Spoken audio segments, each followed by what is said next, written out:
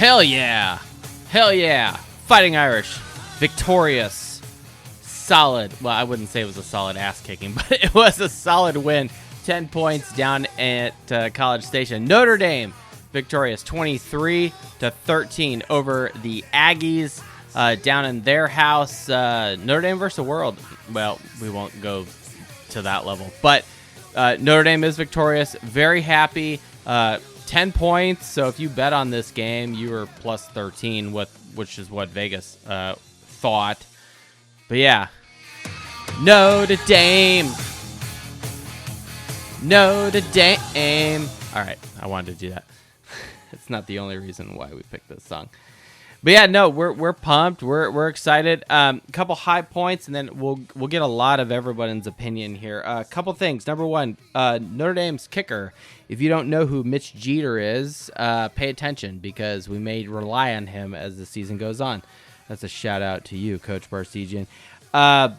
Penalty sucks. Whatever. Okay, we can talk about that later. Both of our touchdowns from rushing. Well, that was weak. There we go. Rushing the football. Yeah. Both touchdowns from rushing, which was great. And the defense wins. Defense dominated. So Notre Dame actually looked like a top defense in the country, which was great. We did not look fazed by Kyle Field. Our offense was sluggish at times, and maybe that's an understatement. However, the overall performance is not too far off, quite frankly, from what I kind of thought would happen. Like, go back to the Riley Leonard show, whatever, right?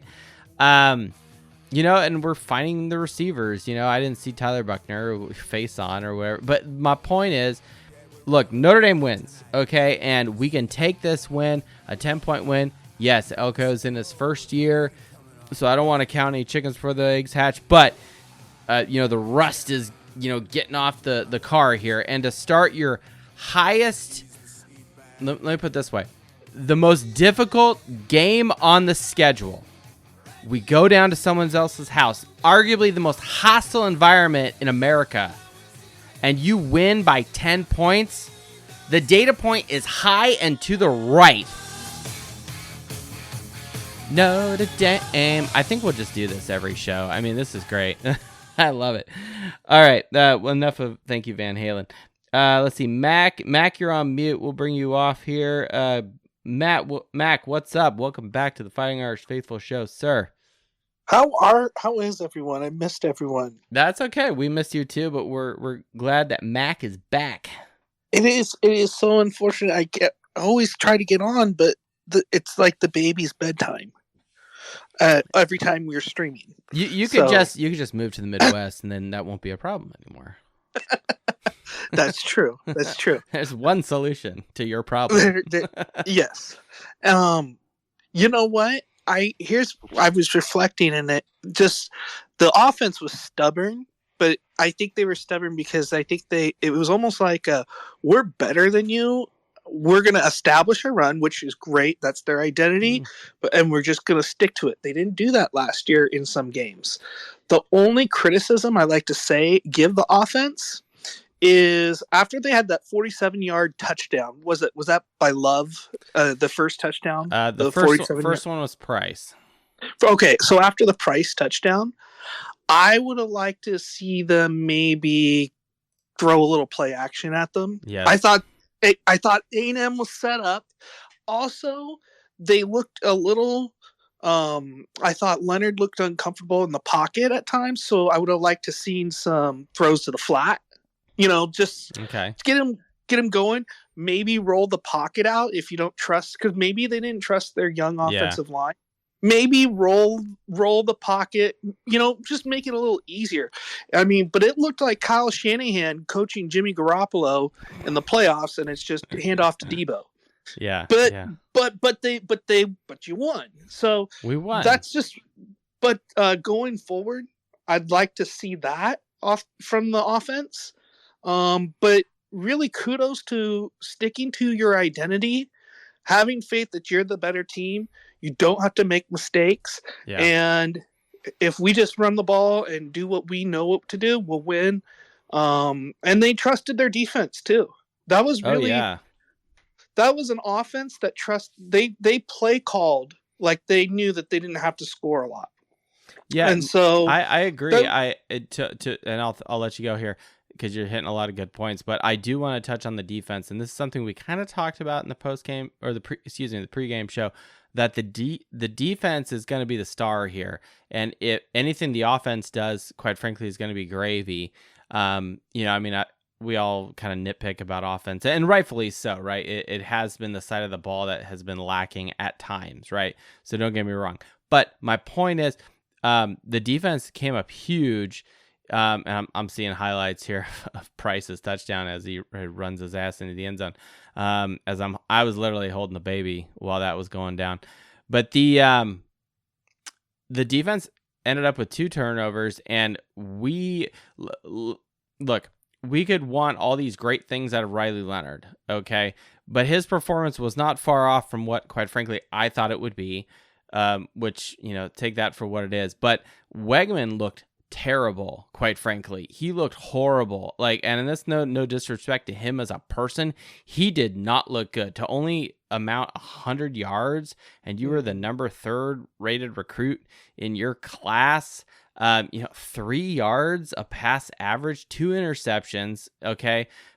It's not good. So if I'm an Aggie fan, I'm really nervous about what the season has, going out. But just look at his eyes, just look at his, demeanor. He does not look like he is confident, does not look like he's rolling with the punches. And though Riley Leonard is not, putting up Johnny football numbers out there, but he's got some swag, he's got some movement, and he's in the zone. He's just moving along, and we're gonna do what we do.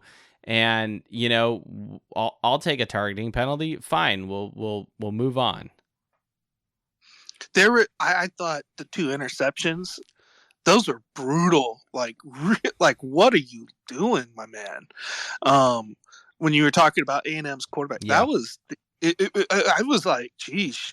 And I think that's what I mean. I think that's why the play calling was just so conservative. It was like Notre Dame was like, if we just don't make mistakes, we're going to get out of here. That was kind of the attitude I was getting.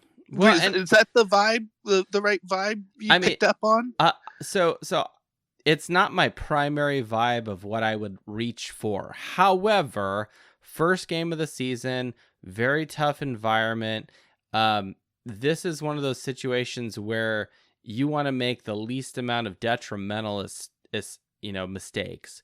Notre Dame clearly has a penalty issue, and maybe you could chalk that up to an inexperienced line, to shitty reffing calls at times, to the environment, a loud stadium, right? Well, most of those penalties were on defense, not offense. But jumping off sides 3 times on defense, and that was early in the game, but I mean, look at the results of that, right? Like for example, the turnovers by Texas A&M, which is a little unfortunate for Notre Dame, only resulted in one score, which was a field goal, right at the beginning of the game, right? The other interception was right before halftime, and then we kind of squander that, which I'm sure I'll have a rant later about that. But the point is, the points off turnovers for Notre Dame, it could have been better. So I actually think this could have been worse for Texas A&M had Notre Dame had a few other things, screwed on right, running the football maybe just a little bit more. Not doing fucking swing passes when it's 3rd and long, just like dumb shit that Notre Dame, could have avoided.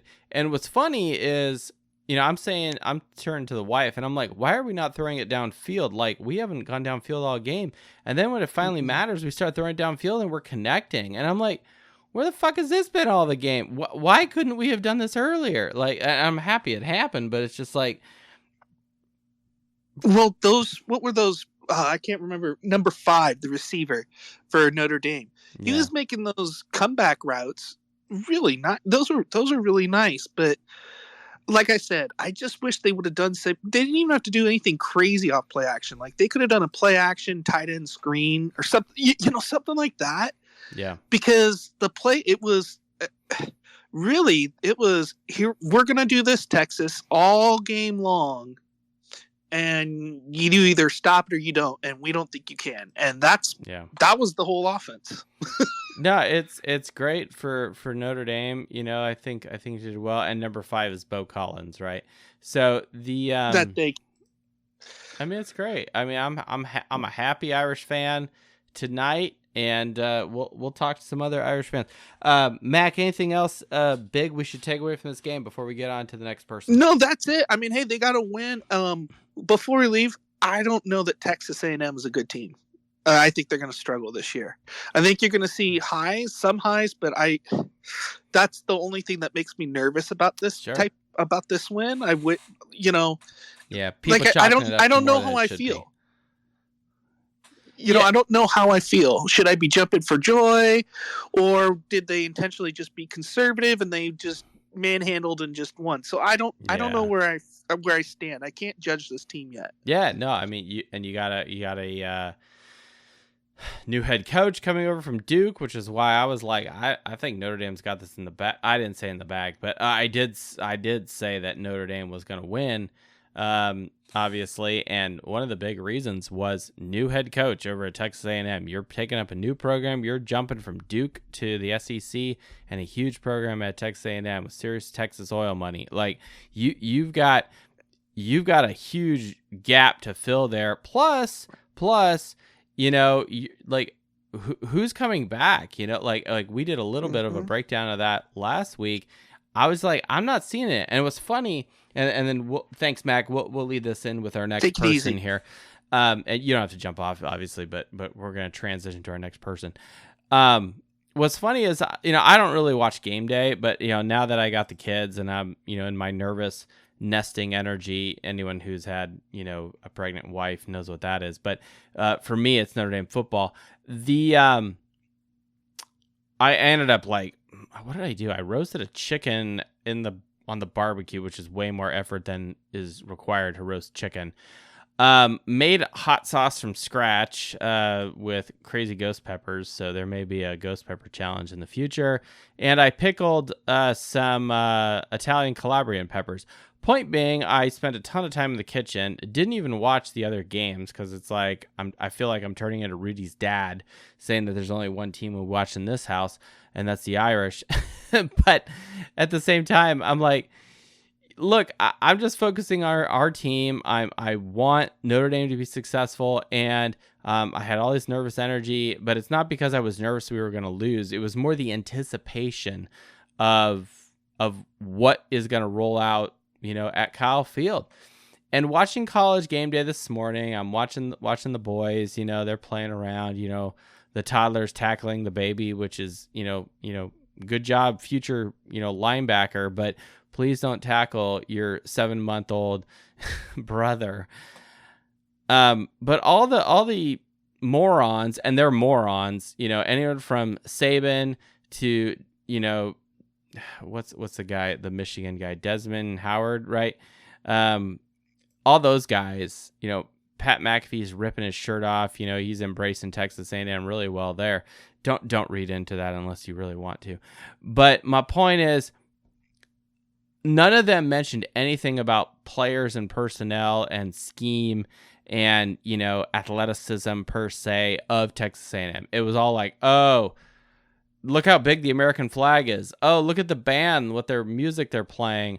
Oh, this is Kyle Field. It's really intimidating at night. I don't give a shit about that because none of those things put points on the scoreboard or prevent points on the scoreboard. Maybe a little bit with the crowd, but quite frankly, everything these morons said, and they're morons, have nothing to do with actual statistics and things that matter in football.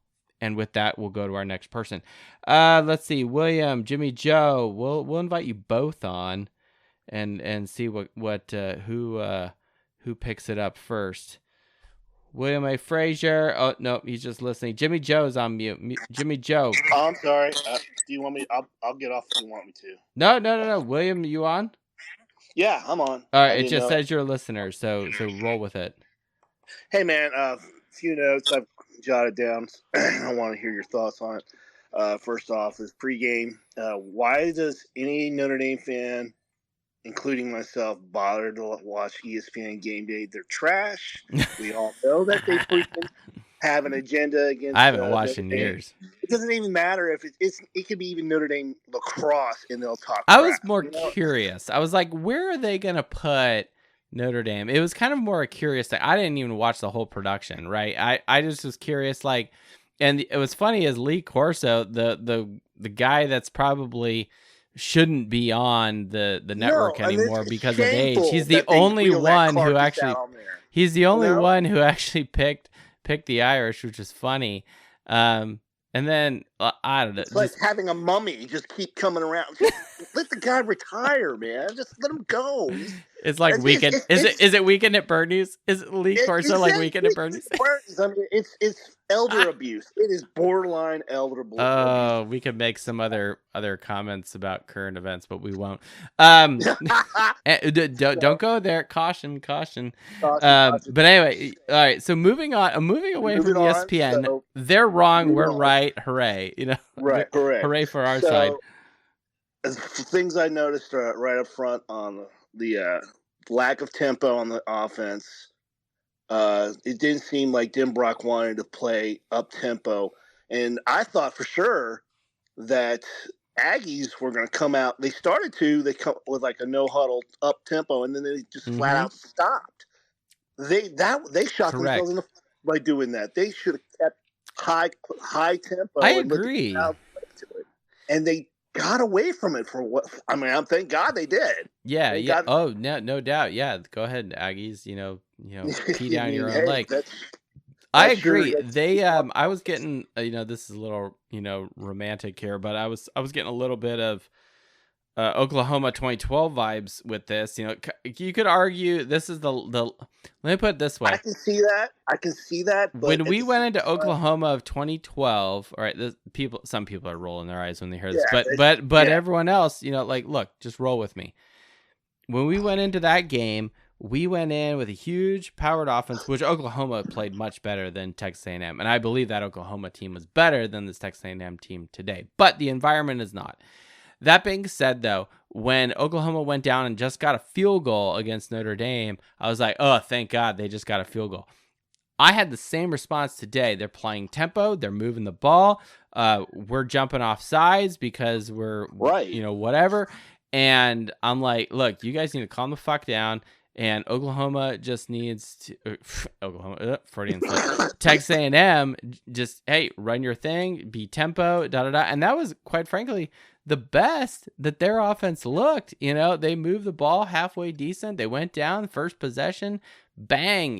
They get a field goal, and I'm just like, my response was, that? Who knows? They stopped. They went away with that, and I'm okay. 10 plays, 58 yards for 3 points. And. They hit a 34-yarder. So, and then we go down, and we respond with a field goal, which is good. And that's something that was nice. We didn't get far behind the, on the scoreboard, right? Like we were tied. Right. We were either down by 3 or we were tied the whole game. And then we took the lead. And then we didn't let it go, which was great. Right. And which led me to my next point, which is that our defense bend but didn't break at any point in time. Yeah, they shot themselves with foot with dumb penalties, which is the only reason why Aggies got that 7 points in the first place. We can all agree to that. Yeah, but the defense did not break at any point in time. No, they stayed sound, and penalties have to be cleaned up. Absolutely, and I think that'll come. I think that will come. With this squad and. Different officiating or whatever. Don't get me started. We're not going to talk about the ACC. That's a horse that's been beat. Yeah, and my opinion on officiating has always been like you just have to roll with it. It's like weather, It's just it is what it is, and just it can't hold you back. You got to rise above it. But on the offensive side, I feel that our left side did as best they could. Now, I am a big fan of Sam Pendleton because he's from where I live, and I want to see him do well. I saw the kid going through high school. I was really excited when he decided to go to Notre Dame. I'm a little biased, but I have to say that he did miss 2 blocks that were pretty critical, and he'll clean that up. I'm sure that he'll clean it up. And you know, as far as Riley, I want your take. Do you think is it just me? His accuracy seems flat. Like it's not. He has an accuracy problem with his throws. I mean, am I wrong? Am I wrong? He's certainly not worse than Wegman, right? Which maybe isn't saying much. Yeah, but that tool bag was. How can anyone say that guy's worth like this? All this hype. I feel bad for him, honestly. Like he had not a good game. He had a bad game. Like it was not good. But I will say this. If we plug in stuff in the spreadsheet, if my button clicking here is effective, I mean.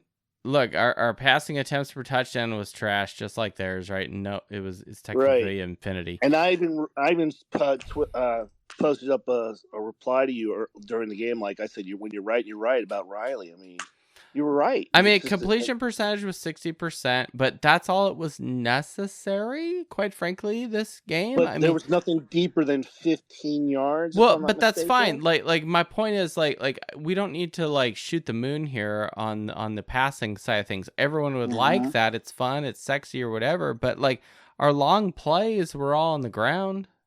The one to True. Price. That kind of surprised me that our running game did. Maybe we should hand it off to that Price guy. I really think this. I really think we should give a lot of credit to Mike Elko because thank God he developed that guy for us, i.e. Riley Leonard. Well, what a lot of people were take on Twitter is that I guess what you call it snuck back into the booth. Our former OC. And really? I didn't think that for a minute. If I see another swing pass, I'm gonna choke a bitch. I'm sorry. I was getting more of a Tommy Reese vibe, but rather than is that what people were saying? That we're talking about Tommy Reese. I actually disconnected my phone. I put it in the other room and plugged it in so I could have some battery life to talk to you fine people tonight here on X. So, all right, well, William, anything else you want to leave us with before we move on to the next guy? I am cautiously optimistic for the rest of the season. I know I think still Louisville is a gotcha game. Yeah. I'm still not over that last year's loss to them, and sure. Let's see what happens tomorrow with USC and LSU. I hope, like you said, the stadium just burns down and everybody goes with them. So, all right, well, go Irish. Go Irish. I appreciate you being with us. Hey, be happy, celebrate. Feel good. I am. I'm totally feel good about the win. I'm half in the bag, bro. I'm going to bed. See ya. Yeah, all right. Have a good one. Cheers. All right, that was William. Thank you so much. Let's bring Jimmy Joe on live from Idaho. Hello, namaste. What a fun game that was. Is this your idea of fun, Jimmy Joe? Oh, 24 is a lucky number for me, and I like Mr. Price. He did a good job. Yeah, that's right. Maybe we should play the theme here. Here we go. This is where my brain went when Price ran it in. Oh yeah. Oh, is that the Price is Right game show? There you go. See? It's making connections. 47 yards. Right there. Good stuff. Anyway, Jimmy Joe, what so you're are you worried about us against USC? I mean that game is so far away in the future, and we don't even know what that team's going to even look like. I mean, and we don't even know what Notre Dame's going to look like at that point. So that's kind of the luxuries of USC. Obviously, I want us to destroy them. I do not like them, and I will not be rooting for them. In no way do I ever associate Notre Dame's success with USC's success. I think that team can die a horrible death by water torture, pick your poison. My whole point is we do have an eye on them because we have recent history with them, right? And I think they're under the microscope just a little bit more than what Notre Dame is because, well, look, you had this Heisman quarterback from 2 years ago in Lincoln Riley's first year at SC. He has a ton of success at Oklahoma, but nothing, crazy on paper per se, but brings in a lot of talent, makes a lot of smoke, but then still can't beat Utah, right? And then, they beat Notre Dame. Okay, fair enough, 2 years ago. But then last year, they get embarrassed by Notre Dame, quite frankly. And then they just sputter out and they do nothing, even with, a talented quarterback. Well, at the end of the game, there was an announcer, and he was saying that because we did so well, that he listed all the other teams that we're going to be playing and stated that we are going to the right of everybody. We were going to win all those games. And at the bottom was USC, and they said we had a 67% chance of beating that USC team. Did you see that? Yeah, it's funny you mentioned that because I actually did bring this up prior to the show. Was TeamRankings.com. SC at this point is the lowest rated game as far as Notre Dame likelihood of winning. Notre Dame is getting, per TeamRankings.com, 63%. If I round up, so I don't think, and who knows where ESPN is getting their numbers, and who knows where TeamRankings.com is getting their numbers either way. But the point is, what's funny is prior to this game, if I may steer it back just a hair, TeamRankings.com was giving Notre Dame the favorite. Yet Vegas, and we talked about this in the pregame show, that Vegas and the line and everybody, the spread, whatever, everything was in Texas A&M's favor. And then you listen to College Game Day this morning, they're all like, oh yeah, Texas A&M is going to win. And I was like, how the hell is this even possible? There's I cannot see anything statistically other than their D-line. Nothing statistically that tells me they are going to be that much better than Notre Dame. I didn't see it. I couldn't believe it. And, Grant, I don't bet on Notre Dame, but Well, one thing that I noticed is that every time I saw a player on the field that fell down, it was the other team. It wasn't us. So we are the most physical. Maybe they were playing soccer. They thought they were playing soccer. They're pretending a fake injury. I don't know. And I don't want to be rude to anyone who is actually hurt, because I never want to see anyone hurt. Maybe a couple of people on USC's team, but and a few Michigan people. But that being said, yeah, that's funny because Notre Dame looked like the better conditioned team. We certainly weren't cramping up as far as what we saw on with injury timeouts per se. There's a few of them that looked really sketch where it's like the trainer's already out on the field and then the guy goes down. It's funny. You would expect the team from Northern Indiana that's not used to the humidity of the deep Texas to be suffering some hydration problems or muscle cramps or pick whatever you want to call it. And lo and behold, Texas A&M is the one that's crying uncle. Oh, I thought South Bend was humid. I mean, it can be, but I don't think it's anything like Texas. Oh, okay. I don't know. I mean, let me put it another way, Jimmy Joe. You're from India. Would you want to be playing a football game in Calcutta during monsoon season? Oh no, we do not like playing cricket in that weather. You don't like playing cricket? Yeah.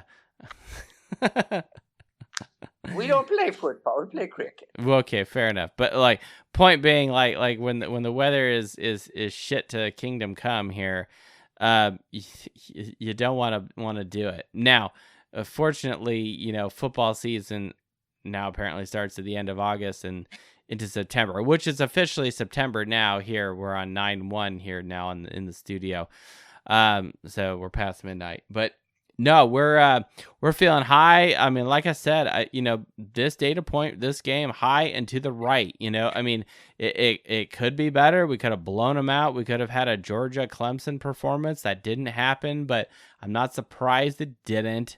And we didn't play at a neutral site. We didn't like the.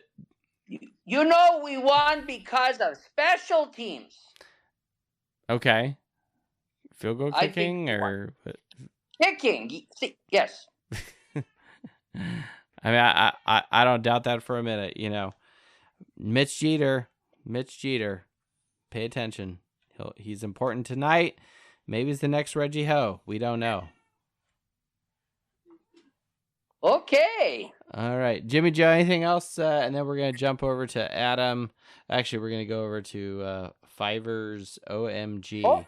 Oh no! I have to go back. I'm practicing the alma mater on my accordion. Okay, that's right, Jimmy Joe. If you want to come back for a fight song, because I'm sure you've been practicing the fight song in your recording. Why don't you go grab that, and you want to come back? Hit us up, okay?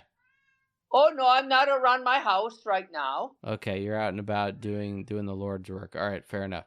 Jimmy Joe, thank you so much for being part of the show. Okay, namaste. Namaste.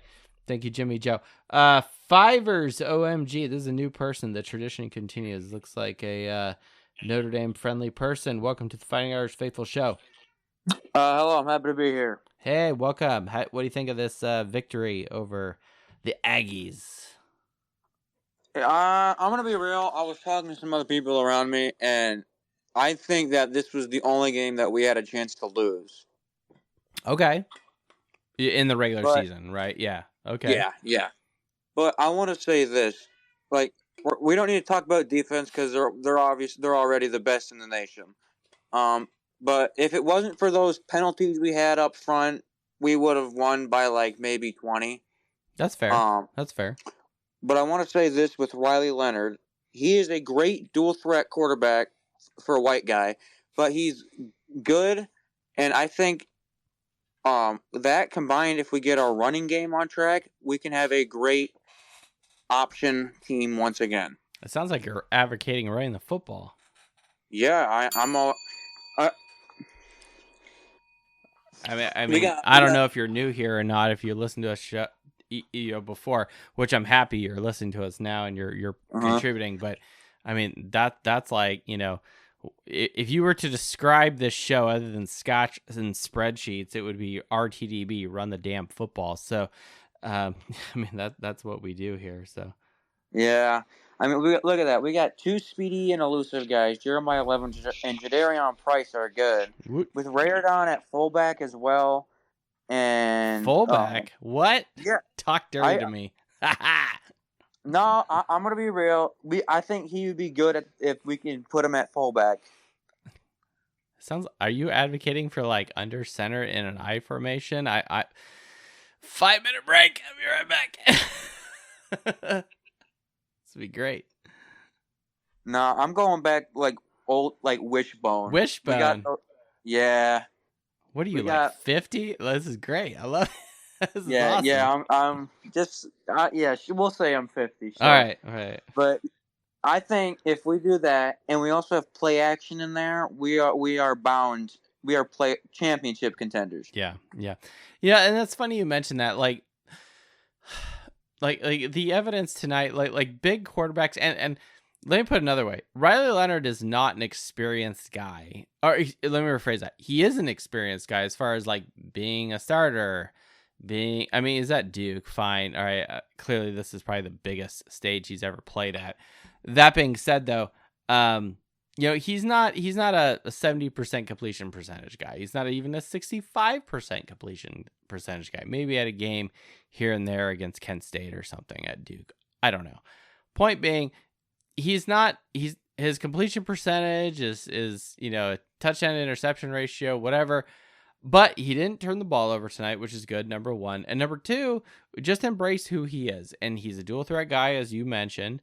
But he's not going to be Joe Burrow. Okay? No. So he's not even, Robert Griffin III.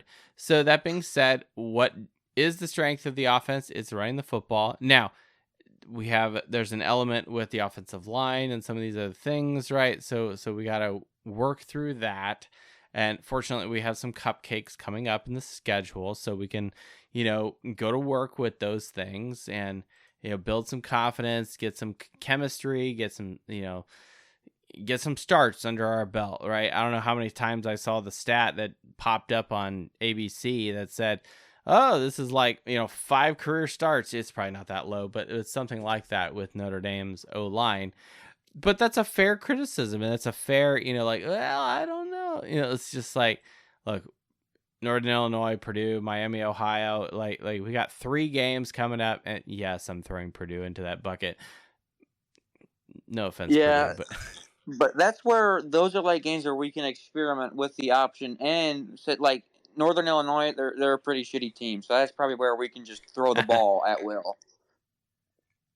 Because they used to be okay, but yeah. No, I'm with you. I'm with you there. Like we should comparatively to Texas A&M, we should dominate these next 3 opponents, and then get ready for Game 5, home game against Louisville. Yeah, I think where it's going to be the same result as tonight against Louisville. It's a revenge game at home wearing green. Yeah. I know green right. is wearing green. Green is a cursed color, but I feel like we're gonna show them that last year was just a fluke. Maybe, or we just didn't have to have Hartman. I don't know. Well, hey, buddy, we appreciate it. Give us your X handle here. What is it? Fivers? What is this? Yeah, Fivers OMG. Fivers OMG. The tradition continues. We're going to throw you a follow there. I really appreciate you jumping on tonight. We'll try to do post-game shows all season if we can.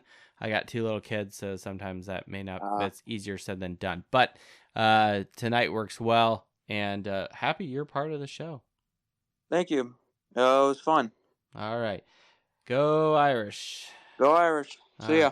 Let's jump over to Mike Sloan. And Adam, I see you there. Hang tight. We'll get Mike on here, and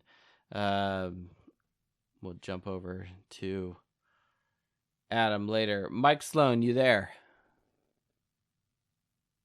Yo. Welcome back, sir. My man. How you feeling tonight? Oh, man. Well, bear with me. I'm tired as shit. I've been up since 5 a.m. I've got to get up at 5 a.m. again. Okay. I've got to mow the greens at the local golf course. But, hey, well worth it to be up, celebrate a win. Good win, much needed win. But let's be honest, a very ugly win. Was it ugly? Let me put it another way. What was more ugly, the win versus Duke last year or this win? Man, I'm not even looking back to last year. I'm just let's just pause time right now. Okay. Let's say that it's. I still can go tied. in the hopper of a lot of Brian Kelly ugly wins, that are. Oh yeah, but let's look at the goal for this year, which is making the playoffs and trying to make a run and get this thing. The offense that we showed tonight is definitely, in my opinion, not playoff caliber offense. Now, granted, first game of the year, you're in a hostile environment, night game, game day, the heat, the crowd, the noise, everything. I get it. And, you can let a lot of that slide. First game, okay, I get it. But, man, we have got a ton of work to do offensively. Mm-hmm. And, granted, we've got some cupcakes coming up. They can work on a few things, but they have to get some of these issues figured out. I mean, we brought Riley in as the guy, and I just didn't see it tonight. I mean, yeah, he's mobile. He can scramble a little bit, this and that, but the accuracy was off. Where was our deep plays? I didn't see hardly any at all. Yeah. Running the ball. Where is Faison? Where is, some of these other notable receivers from last year, right? Yeah, I mean, we have to. You have to take shots, and a few times that we actually had we had the ability to take the deep shots. Guys were open. He could have made the passes, but he didn't even attempt. And that's kind of concerning. Yeah.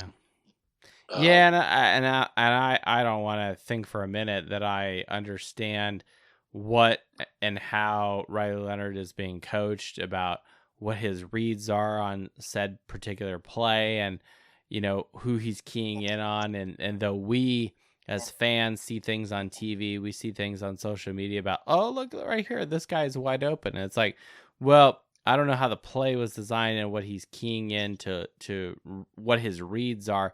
Maybe that guy is a read earlier in the play, and so like when he goes through his progressions, he's just out of sync. I don't know. We're not in the inner quarterback room, but at the same time, I will say this, Mike. He didn't turn the ball over. Okay, he did have the better completion percentage, and he did when it mattered at the end of the game, which I know is a convenient stat, but at the end of the day, he did afford us the ability to move the chains and win, secure a win in a very hostile environment in the fourth quarter with 2 minutes left. Absolutely. And at the end of the day, I will take that every day. Like, I would rather he do that than, oh, look at this stellar performance in the first half or whatever. We're all drinking Gatorade and eating orange slices at halftime, and then whoa shit, what happens in the second half? You know what I'm saying? Like I'd rather have it.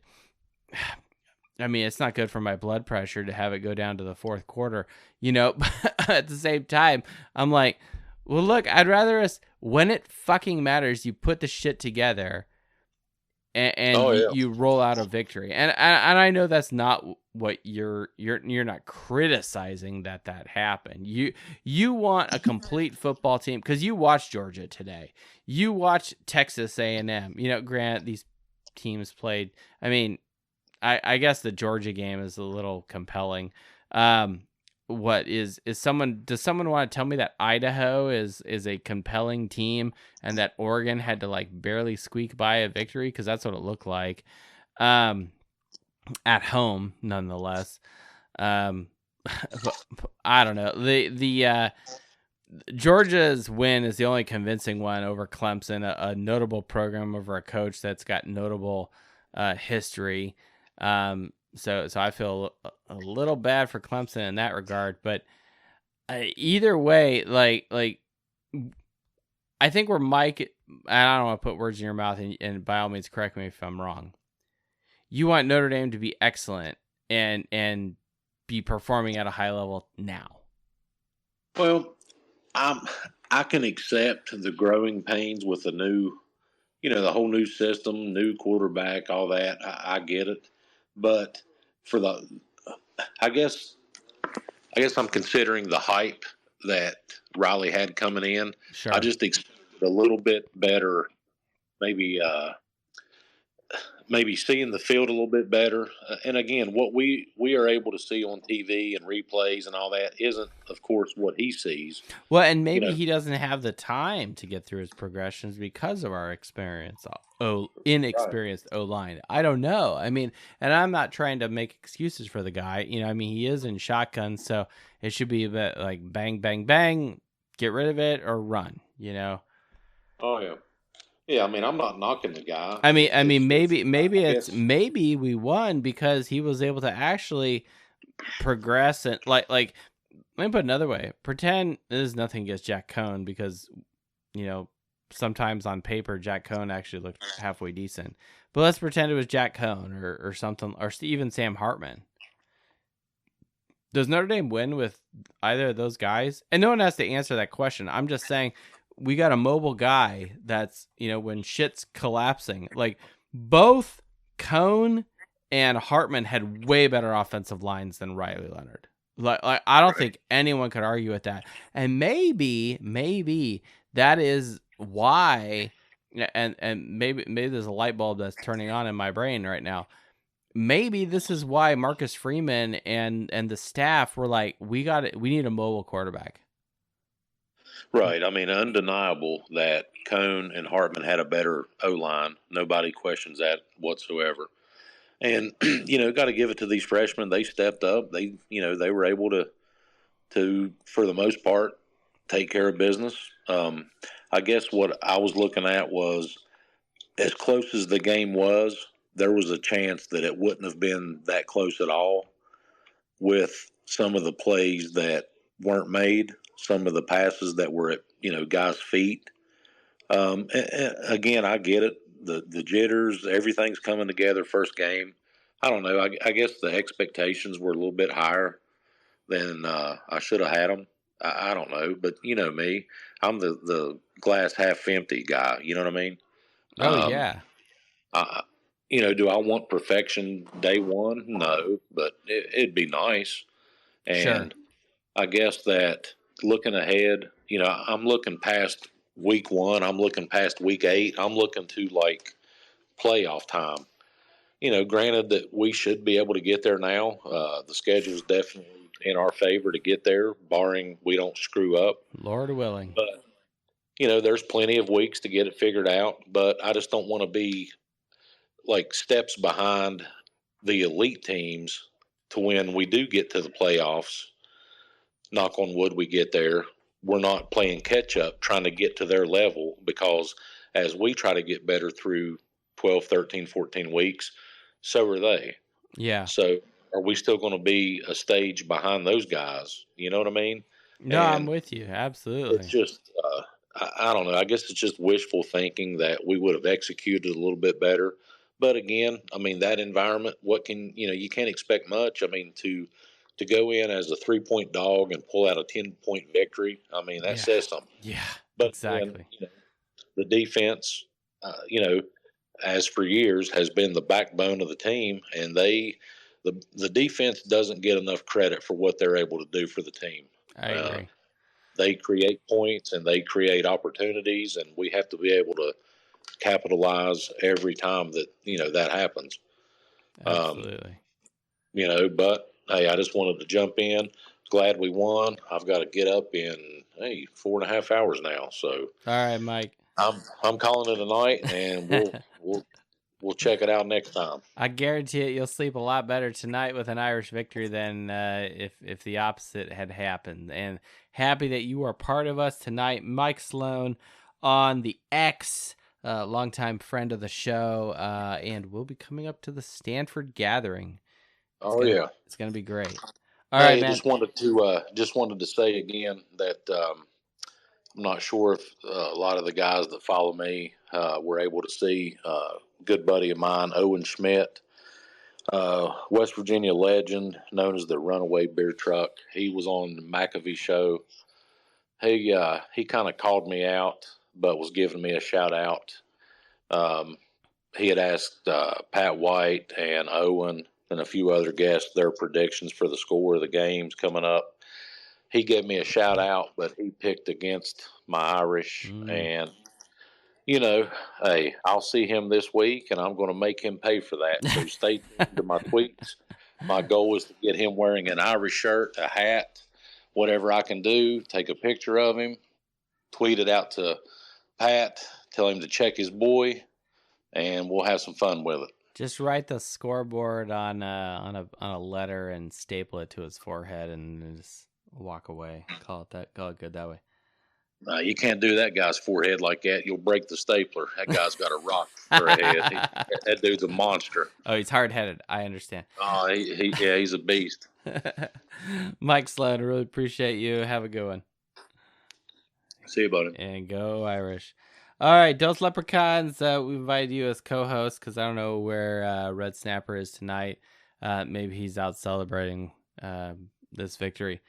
Dose Leprechauns, you're the. Why does it say you're requested to speak? You're the co-host. What I don't know. You should have power to speak. I don't know. I don't know what's going on with my feed, but thank you for having me on, Mr. Faithful.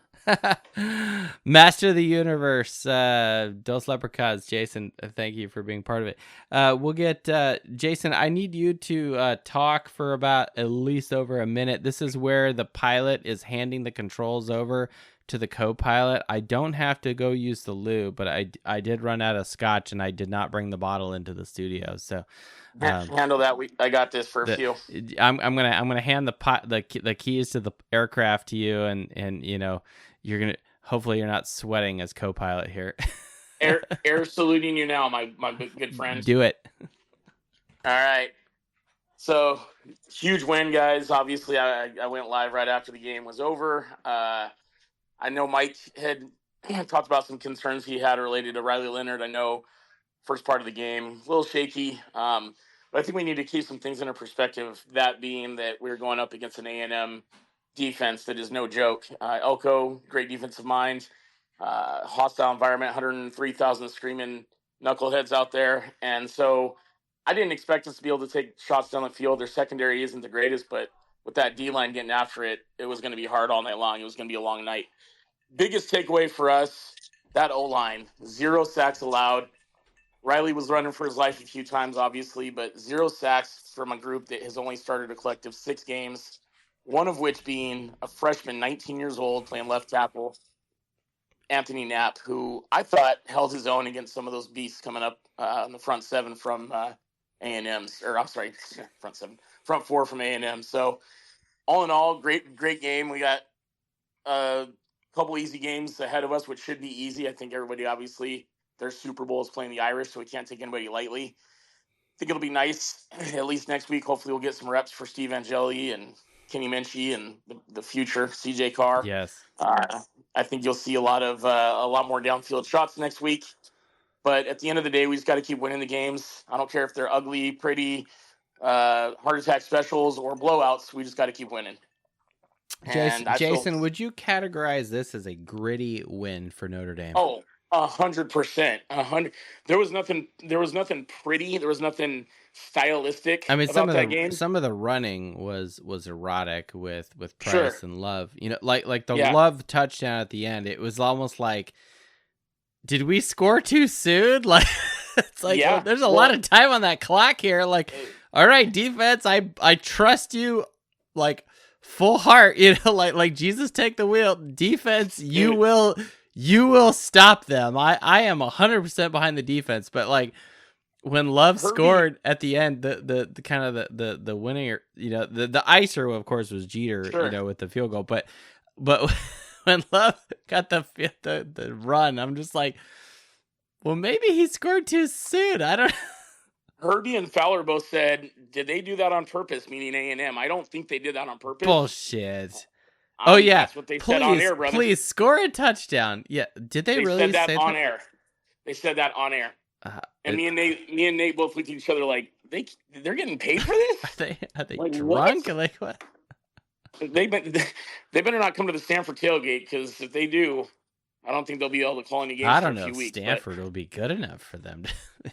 Bro, hey, Stanford held their own with TCU. That's a pretty athletic team. But anyway, we'll talk about that later. Yeah. But yeah. Well, no, that's gritty, good. That's gonna be gritty. an NBC game, right? Yeah, it's a home game for us, right?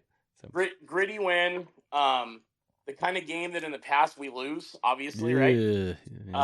But and Freeman, man, look at some of the. Go back and look at the reaction of some I of those think it's a players huge after win scored. for him.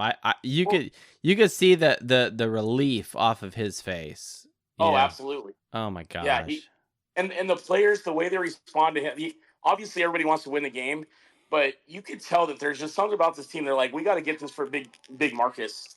They really, that's their guy, man, and he's our guy. Yeah. I will literally fight anybody that questions Freeman being our head coach. Oh yeah, no doubt. I mean, like I think he needed this win for himself. Forget all the other history. Forget all the other, Scotch induced podcast. Well, there's only one. It's this one. But the point is, like, forget all the fan base and all the pressures and shit like that. Like, like I didn't mention this in earlier shows. I mean, I kind of tiptoed around the tulips on this one, but he hasn't had a signature road win other than maybe Duke, and even then, that's like, well, I mean, it's Duke, right? I mean, it was close win, and you had a really good running back, and you did put shit together when it mattered in that final drive with Hartman, which I would fight to the death to say that was not a heart, pun intended, drive to win the game against Duke last year. Point being, Louisville, Ohio State, USC, Clemson last year, these are big time. The optics are high games for you as an away team, and this is the first night game, away game, college game day. Like Notre Dame has done fairly well at home at night, against USC or, well, not Ohio State, obviously, but like some of these other teams, we've done well. Okay. Go back to 2020 against Clemson too, right? Clemson 2 years ago. We have done well at night at home other than Ohio State last year, which, someone's hot dog raptor could have blown in the wind differently and we win that game. I mean, seriously, there's so many, we don't need to talk about that. My point is, I think Freeman needed this win for himself, not for confidence, not for momentum, just for himself, just to say, I did that. Yeah, that was me. I coached this team. We did this. My guys did this under my leadership. And he should own that, to say, I went arguably to one of the most hostile places in America between Kyle Field and Death Valley down in LSU. I really can't think of too many other places more hostile than that. You couldn't agree more. And you hit the nail on the head. I mean, it's been the same song and dance since 2012 when we beat Oklahoma at Oklahoma. That was the last one I can think of. Yeah, and that's really the last one if you think about a big win on the road. And Freeman got it done. And let's be honest, man, like just about everybody predicted us to lose that game. Mm-hmm. And he's now sitting there saying, okay, well, you guys said that was my toughest game to get to the playoffs. Well, here we go. Now it's all up from here. I think one of the underrated storylines moving forward this year is going to be, can Marcus Freeman keep this team motivated to go out and get that same performance week after week against some of these teams that maybe aren't as on the level of an A&M or somebody like that? I mean, I think this is the. I'm going to go on a limb here. I usually don't do this, but I really think this is the rustiest we are going to look this year. We'll slip up at times, like Purdue always plays up for Notre Dame. Fine, I will be at the Purdue game, but like shit like that, like Louisville, like I think we just Georgia Tech. Georgia Tech's kind of scary now. Like they beat fucking Florida State. Like what the hell? It's like, so that my eyeballs like widen a little bit. Like, whoa, look at this now. Like this got way more interesting than what it used to be. Totally. Before any games played. Florida State, that's still coming down the pipe, and of course our rival, the condoms, right? Like fuck that team, but that's coming down the pipe, and we'll have to deal with it. Well, Jason, we got a ton of people. Why don't you stay on? All right, I say we go to Jimmy Gallagher next. Get him on, and then Adam, I see you, but then we'll go to Speedy here. Jimmy Gallagher, it's been a minute since he's been with the show. Then we'll go to Speedy, then to Adam. Jimmy, you there? Yeah, what's going on, brother? What's up, man? Welcome back to the Fighting Irish Faithful show. How's everything in Oregon? Are you guys like freaking out with the Vandals? I mean, I know you're not, but dude, I tell you what, I was watching the game next door. So my neighbors are huge Oregon fans, and they're on the deck just screaming and cheering. And I go out there and I go, "You're playing Idaho. You're playing Idaho." Okay? We got a real game over here. We're playing A&M under the lights. Yeah. If Gonzaga had a football team, it would be better than Idaho, and they don't have a football team. So, the Bulldogs would be way better. Go Zags! That's right. Yeah. So all right. So let me put it another way. Do you think Notre Dame and Oregon should have a home and home series? Why the fuck has that not happened yet? I've been calling for this game for years. I mean, I'd rather have Boise State. We beat Oregon State last year in the bowl game, right? And that was great. Yeah. Like, but it's not about Oregon State. It's about the Ducks. Like, get the Ducks, man. Go down to I would Eugene. love a home and home. I've got family members. I've got best friends that are Oregon alum. It would be great. It would but be we're not great. here to talk about Oregon. We're here to talk let's about talk about Notre the Dame. Irish. Absolutely. What do we take away from this game, if anything? What are your thoughts? What a game, right? I mean, it wasn't the prettiest win. We know that. It's gritty, not pretty. Yeah, gritty, not pretty. But let's talk about something that I know that you love, which is rushing the football. How about Riley Leonard running for 63? Did he rush for 63? I kind of got blinded by the light coming off of Price, running into the end zone, and I'm just like, I fucking knew it. I've been fucking saying it for 2 years that Price is the man. Which is funny. He only had 8 carries, and he still ended up with second on the average, right behind Jeremiah Lowe. But yeah, no. Riley Leonard, 63 yards. Keep going. So 63, that was impressive. What I love the most, though, 9 different players had a reception tonight for Notre Dame. Okay. And, I mean, talk about spreading the ball around. Riley Leonard didn't go downfield a lot, but we got what we needed, right? And I was skeptical in the first half. We left some yardage out there. We left some plays out there. But to get 9 different players the ball is impressive. And I do think the big problem, though, Freeman's teams are kind of undisciplined, and it's worrisome, right? We have different coordinators now, but it's still the same problems. We're jumping off sides. We're making little mental mistakes, and I think that's still kind of a problem. How much of this do you think is affiliated with just energy and nerves of game one and the environment?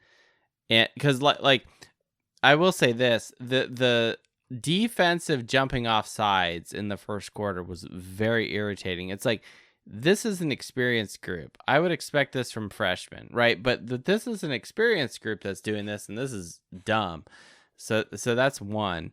2, all right, you had a false start or 2 here from Notre Dame ended up with, I wrote this down, 99 yards of fucking penalties. Like, it's 11, not good. 11 penalties for 99 yards. It's so bad. And it's like, I don't even want to. And I actually stopped keeping track of penalty yards just because it wasn't statistically significant for national champions. But maybe that's just a overall just mood of, because good teams don't commit penalties. But they weren't like Navy, where they have like uniform dust and they give themselves 5 yards self-infracted at the beginning of the game. You know what I'm saying? Like that's not, national champions are not like perfect teams, right? There's a fine line between aggressive play and just undisciplined play. And I think you have to be somewhere in the middle of that, right? Yeah, you have to be in the middle there. I think my biggest issue with the penalties was, you knew you were going to College Station. You knew the environment, and our first couple of penalties were on hard counts. Yeah. Like, that's a coaching ability right there. That's a coaching opportunity. Yeah. And I think that not coming in prepared like that was unfortunate. Yeah. But the team did overcome. They made the adjustments at halftime, which was great. And we saw the run game start to develop, and that was what was special. I mean, the Price Love combination is just unreal. Yeah, and unfortunately, I don't have the breakdown of our rushing and offensive yardage by half. So Love was 14 carries for 91, and Price was 8 for 44. We rushed for 198 total. I'm curious of what that breakdown would be by quarter or by half with those guys. It was significantly more in the second half. I believe that without even crunching the numbers. Run there with Love, there was no room, and his footwork jumping through to come through in the clutch right there was big. Absolutely. Yeah, I just think I would like to see a more disciplined Al Golden defense. Well, I'll say this, Jimmy, and then we'll move on to Adam and Speedy here. if this is the most undisciplined we've seen of Notre Dame's defense, limiting an SEC opponent to 13 points, sign me up. All right, and I know I'm kind of inflating the SEC thing, right? But it is Texas A&M, and we did go to their house, right? Like, Nick Saban has the audacity on College Game Day this morning to be like, oh, when you play in Texas A&M, crazy shit happens. And that's not exactly what he said, but that's essentially what he's saying. And it's like, listen, man, like, okay, you're not wrong, but at the same time, like, you need to come at me. Like, Johnny Football is not on the other side of the ball there, okay? You don't. Yes, there's some talent over at Texas A&M, and you've got a lot of loud fans, but you're not actually, like, throwing out, like, Le'Veon Moss is not someone that we should be freaking out about. Connor Wigman is not someone we should be freaking out over at all on offense. Sure. And it's like, yeah, you guys, you were in your own house, in your own stadium, and the Irish shut you down. And you could do nothing on offense, other than some boneheaded penalties, which is what I think Jimmy's getting at. Let me put it another way. And I think is what Jimmy's alluding to. If Notre Dame doesn't commit 99 yards of penalties, the score is completely different. Absolutely, that's the way it is. Like, it's disciplined football, and I don't care about the opponent. It's the mental mistakes. But yeah, I'll let you move on here. But it was great to fucking touch base with you, man, and it was nice to be on. It's so great. Seeing you in a couple weeks. Yeah, man. Yeah, we're like a month and change here away from Stanford. Yeah, Jimmy Gallagher is going to be there. Game. Yeah, really excited. Yep. All right, brother. You guys have a good night. All right, have a good one. I got to transfer your ticket tonight, too. So, Jimmy Gallagher at hashtag stand with us on the X. All right. Adam, put you on hold. We're going to go with someone new. Speedy Tutor, invite a speaker. Sorry, Adam, I know, but there's a new person. We want to feature someone new here. We want to grow the audience. Speedy Tutor, are you there? If not, we're going to jump over to Adam Dowling. Do you know who this is, Joe? Speedy Tutor, what's up? Someone knows. What's my name, Joe? Wait a minute. AJ? Yes. Dude, I was trying to find you the other day. I was at Al's. I was at Al's with the wife, with the children, and I was like trying to text you on X, and I'm like, oh, AJ's not on X anymore. And Ashley's like, really? Your friend? I'm like, I know. This sucks. He lives right over here. Yeah, no, just had to get off. I wanted to just move on from the whole Twitter sphere and just focus on my personal life a little bit. That's I probably fair. won't come back on it, but well, the world knows you now. We get linked on ND Nation. We're gonna throw a follow to you, Speedy Tutor. Okay, all right. Empowering students to achieve academic success. But yeah. Well, welcome back to the show, AJ. Hashtag or also known as Speedy Tutor. You could be a slow tutor, but Notre Dame was started off high and great tonight. What are your thoughts? It was a good game. I really liked it. I didn't catch all of it. I just came back from India, so I kind of caught like the second half of the game at the airport and drove back. Wow. Heard the game on the radio, and I couldn't really believe it. Like, because if we really look back in the beginning tenure of Coach Freeman and like how we kind of faced adversity after that whole Marshall loss and all that, like I couldn't really see it between my eyes or before my eyes or whatever that saying is that he was able to go into Kyle Field, probably one of the most hostile places in front of 103,000 fans. Yep. Go in there and squeak a victory out. And I don't think this was to like save his job or anything. I mean, his job is probably saved for the next couple of years. I think this was like, I'm going to do this for me and for my team, and just to show that I'm here to stay.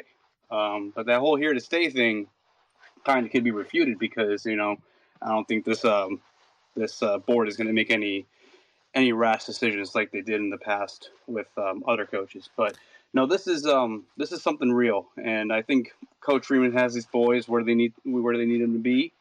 And I think there was a couple of times where the refs were like, they were trying to screw us over this victory. I'm pretty sure. I was rolling my that bag went over. fourth down in the second half. That was our first possession after the half. I don't know if you saw it, because you were at 37,000 feet. But the Notre Dame comes out second half. We go for it on fourth. We get it. Then the second go around, we have to go on fourth again. Well, we didn't have to go to, but that's what Notre Dame decided to do. No, I saw that. Okay. Riley Leonard, he crossed the. That was line a again fucking for a first down. That is such bullshit. And then they're like, oh no. And then what's bullshit about it is that the sideline judge, like, it's totally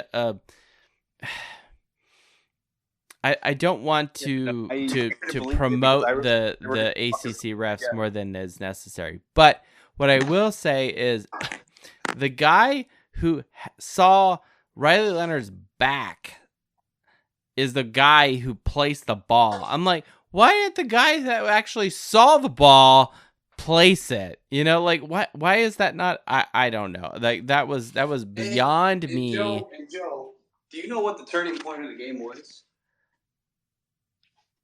When on 4th and 1, they ran it twice on second and 1, 3rd and 1, couldn't get it.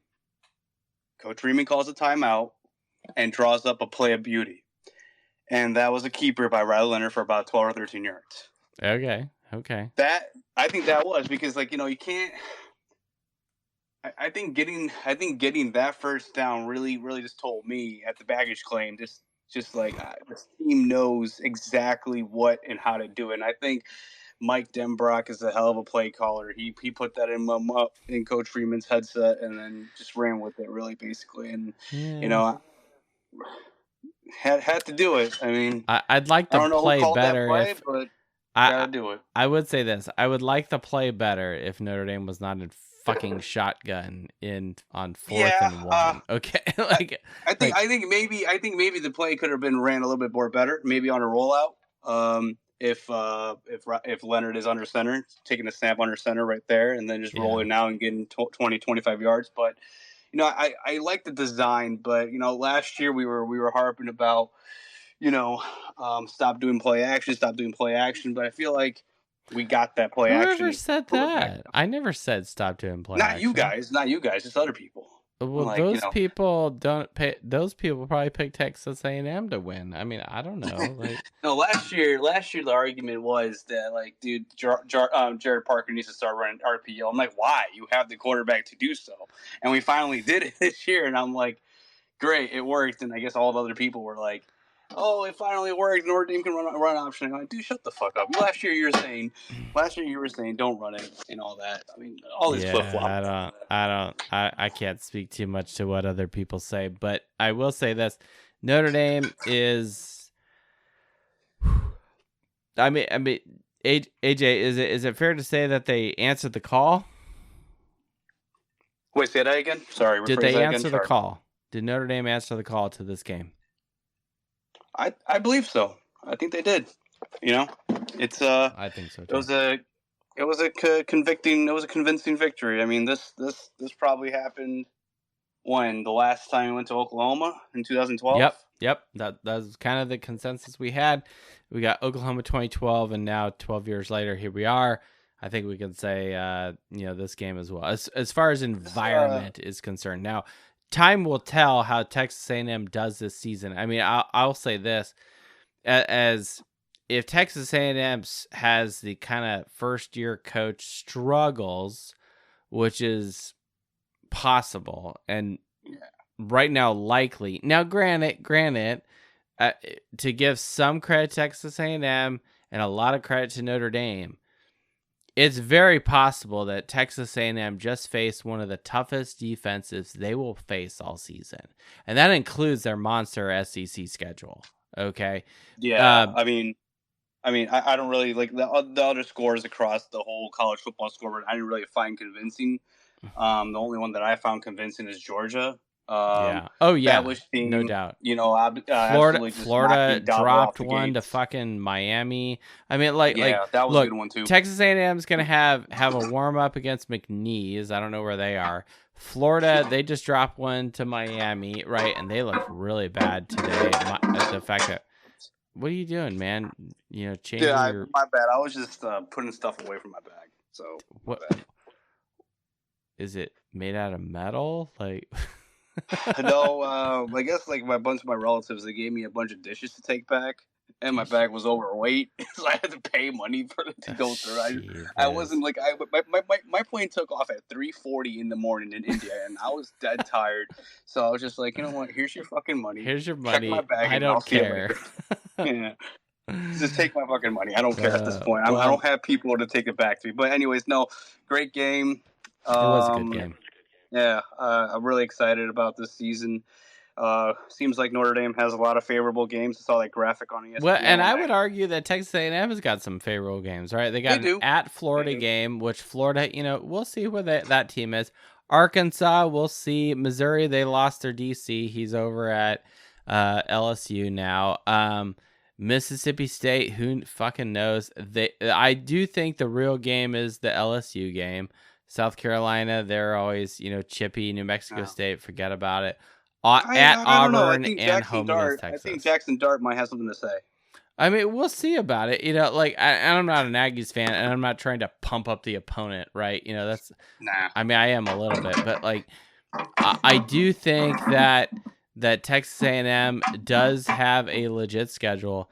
It's probably on paper a little harder than Notre Dame, but maybe that's also a function of, Notre Dame, I think, has got a lot more in the cards for them. Established coach, defensive coordinator in his third year, a ton of returning guys on defense. AJ, we'll let you get back to changing your breaks that you brought over from India. All right. Yeah, I need to get all this shit organized. So your bag's overweight. It had to be. I'll still listen in. All right. AJ, thank you so much for joining us back, changing your handle on us and freaking me out for a few minutes. At Speedy Tutor on the X. Shoot us a follow, guys. All we're trying to do is provide education sessions to K-12 students, trying to make the world a better place and better leaders for tomorrow. Sorry, I'm using this as a marketing platform. I don't care. That's Notre fine. Dame, Notre Dame alumni. We'll we're doing other this for people. the country. That's right. I mean, Notre Dame, makes the world a better place. I mean, if anyone doesn't... We'll send more educated students to Notre Dame. That's what we'll do. I'm happy with that. And then we'll convince more of my friends that apparently don't know shit about Notre Dame to be Notre Dame fans. But exactly. There you go. Go to the episode 2 weeks ago, and then you hear my friend Matt, and no offense to him, he just, he just didn't know. It's like, whatever. Adam Dowling, we're finally getting to you, and then Coach Parsegian. Sorry, I know we're letting the regulars bring us in, but it's because we know you guys have some good nuggets of information. I'll be fast. I'll be honest. Adam, let me be honest with you. If I had known that was AJ, okay, I would have totally put you up first. Sorry, AJ. I just wanted to call to eat some crow. Honestly, I just want to eat some crow. I want to say, Joe, you know something? You were right. I was wrong. You're the best. I'm the worst. Oh. Hold on. Wait. Let me turn your mic up a little bit. Okay. No, I just want to call just to be like, because all summer I was worried about this offensive line against that D line. I was not confident. I mean, we weren't stellar on the rushing. We weren't stellar on some of these other things. It was good enough. And that was kind of my point. It was on better Tuesday. than I just wanted them. Yeah, if they just held them to a stalemate, I believe they could win. And I kind of think it came off on Tuesday like I was like, oh, no way we're going to win. No. I just didn't. Even Cole Klubnik from ESPN, he was like, this offensive line might get Riley Leonard killed. And like all these people. But you know something? They played fine. 0 sacks against what ESPN says was the best D line in the country. Really? Yeah, I've seen a lot of people say that. No, wait. We had 0 sacks? That's where I'm going with here. It's 0 sacks. Wow, look at that. No, you're 100% right. Yeah, no, we had 3 tackles for loss. They had 7 tackles for loss. Understood. 0 sacks. Wow. And it's funny. And they say that they have 2 first-round draft picks on that D line. I mean, those guys played great. They played great. The numbers won't say like they were like dominant or great, but for a group of guys that have 6 career starts, they played great. Man, you're bringing some truth here tonight, Adam. I will say this, and I'm not trying to make you feel bad here about how you were like Thomas here, doubting here, going into this game, like, oh, I don't know, and I think you were getting a little wrapped around the axle on some of the recruiting and some of the SEC love and some of these other things, and I'm just like, look, man, look at the numbers. I'm not seeing it, and I'll say this, and again, this is not meant to throw stones at Wegman. I think he's got a lot of growth. The dude had 4 games under his belt going into this game. Leonard had way more. And as the game progressed, I'll speak for myself. I felt way more confident about Notre Dame in that fourth quarter, tied, 2-minute drill, what have you, with our quarterback who is more experienced. Granted, he's not, the bee's knees of quarterbacks. It's not Joe Burrow back there or something. My point is, he's got way more experience. He's not going to get rattled. And you just look at the eyes, look at the confidence. Lou Holtz would talk about, this guy's flinching or whatever. Look, Riley Leonard had it dialed in. And when it mattered, all we did was just run the football. Like, just hand it off to that Price guy or that Jeremiah Love guy. And, call it good. That's all we have to do.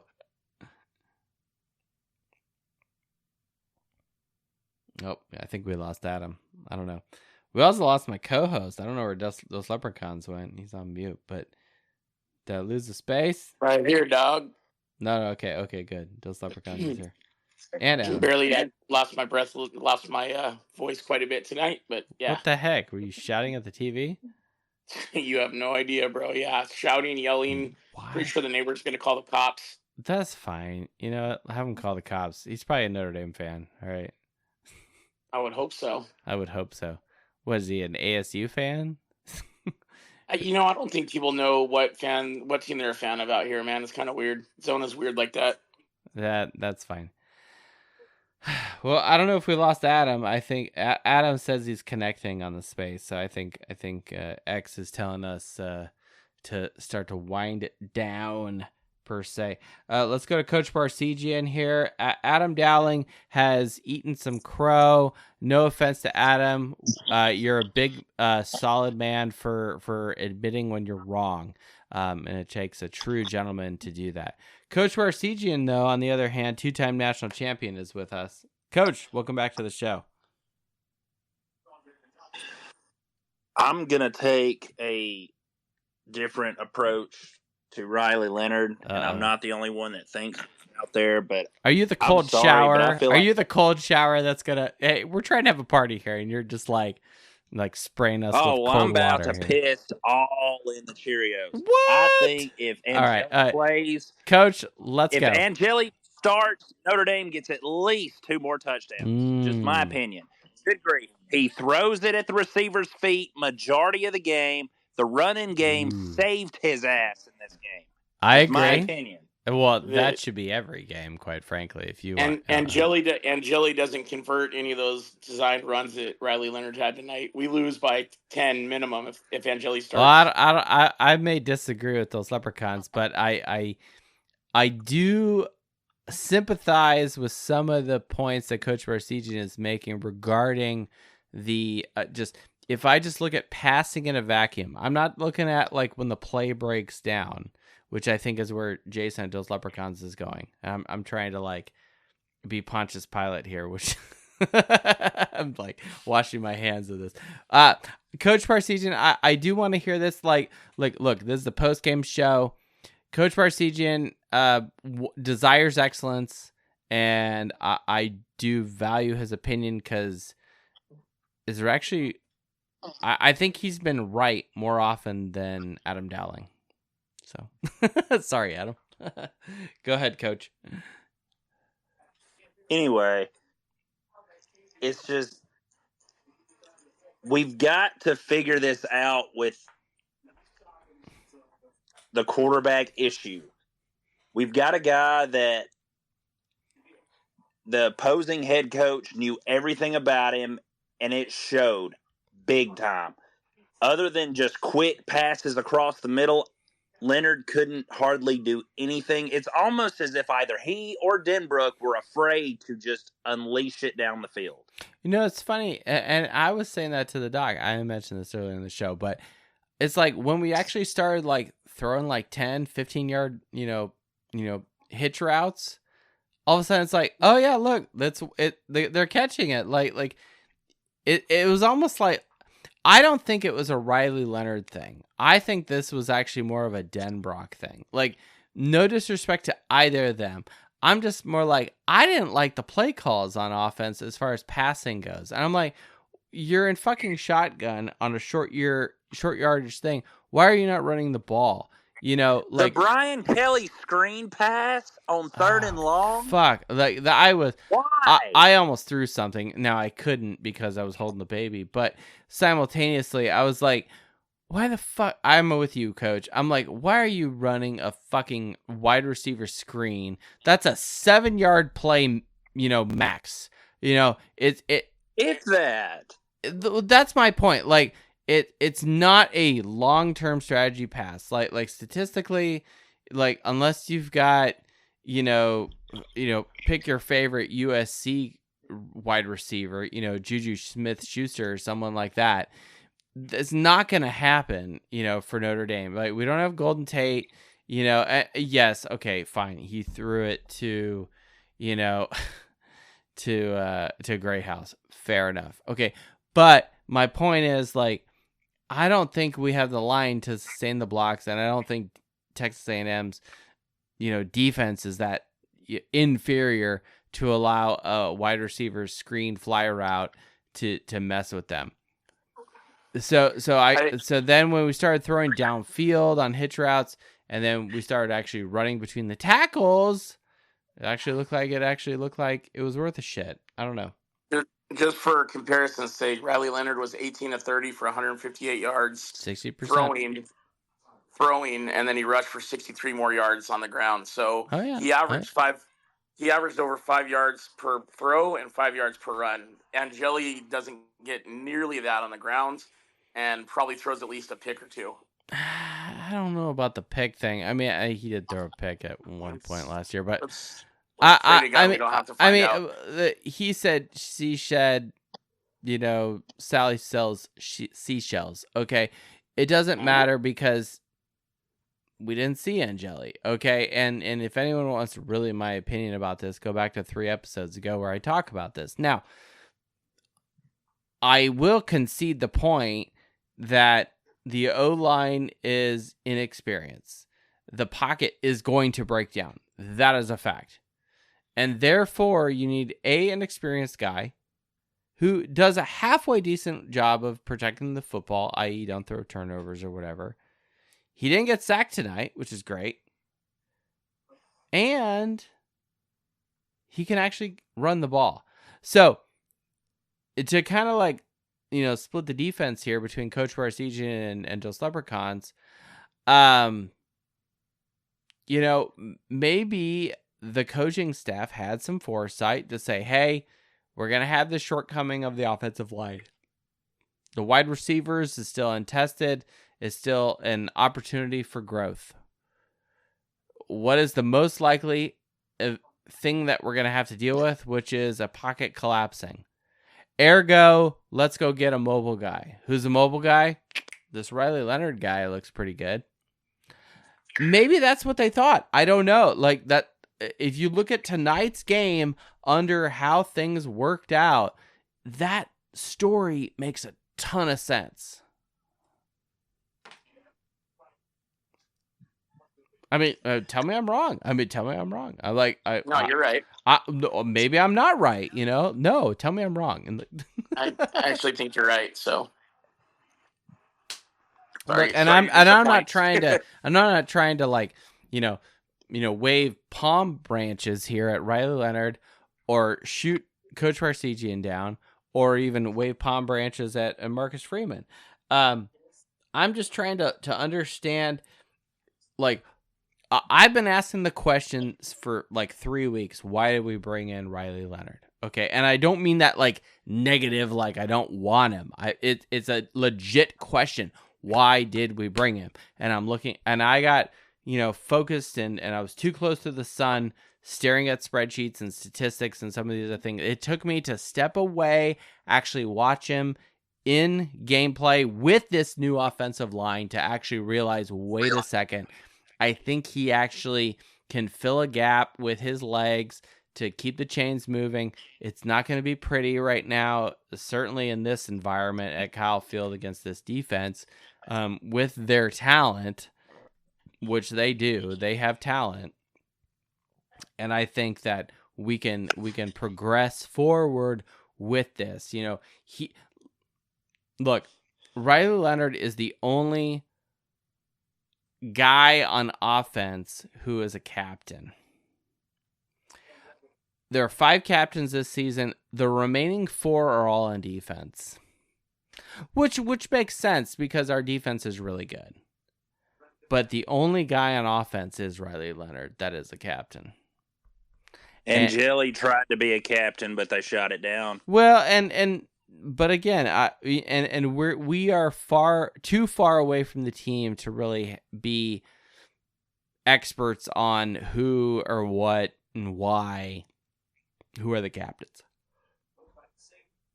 Well, I'll just say this. To take you back in time a little bit, John Hewart, a nobody until he finally got his chance. So I'll just leave that there. But he went to Red Snappers High School, by the way. Heisman Trophy winner. Mm-hmm. Second or third stringer. Okay. But anyway, I'm just saying. Same with Joe Montana. I'm with you. It's just because they may not be the high profile getting the NIL money doesn't mean that they're not better. And Jelly knows this team better than Leonard does because he's been with it the last 2 or 3 years. He knows these players. He knows his receivers. I guarantee you he's not going to throw it at their feet for majority of the game, especially the first 3 quarters. Yeah. And I'm with you, Coach. I mean, go back to the bowl game, you're right. And Jelly looked great.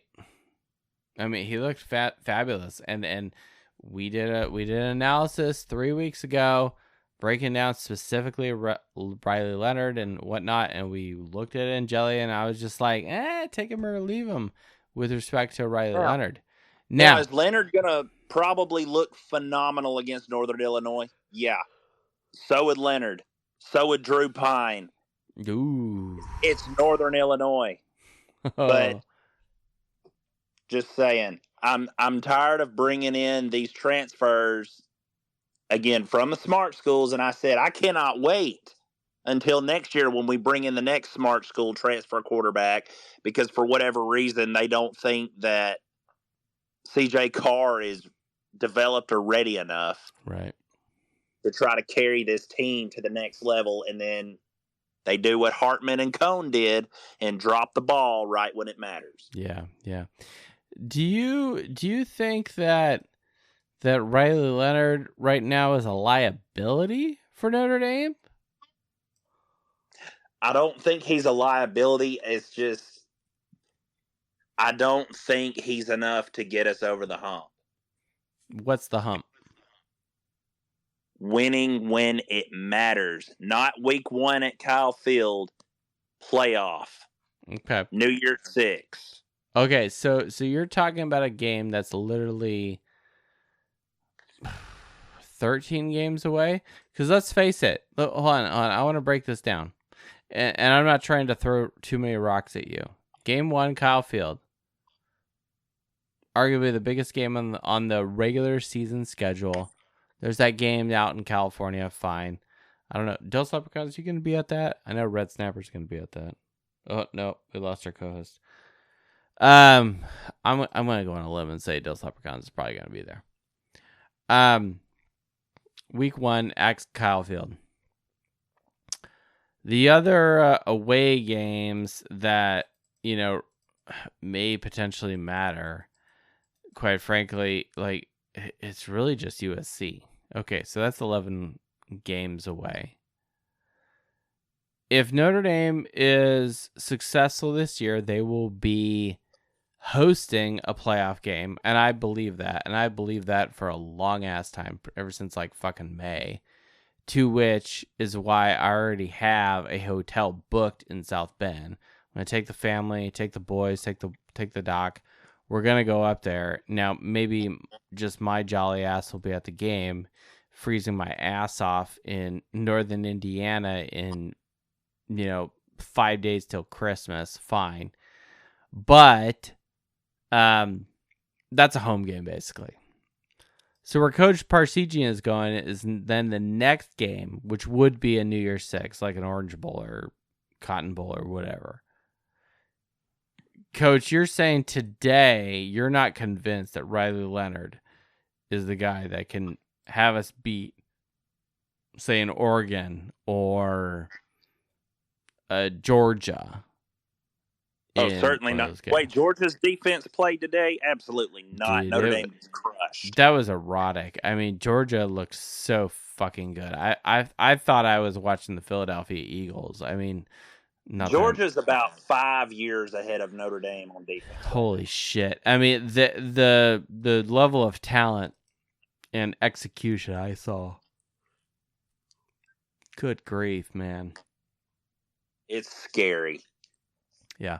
So, but we don't have to worry about that today, and none of that fucking matters. For the next 14 15 weeks of this year. We're talking a January, late, December kind of situation. If Notre Dame, the way the playoff bracket works out, the way that boils down. I mean, look, they could crumble, we could crumble. They could rise, we could rise. It's anywhere in between. It's week 1. It's really hard to predict the rest of the season. I agree with Coach Parsegian that, look, did Riley Leonard come off and have, Heisman level of performance today? Absolutely not. Did I actually think that would happen? Hell no. There was no evidence to suggest that would happen. Okay, not against this defense, not in this environment, not with this team. I didn't see it, and nor did I see that his performance at Duke that would all of a sudden propel him to be this solid quarterback that's throwing 70% completion percentage and 300 plus yards.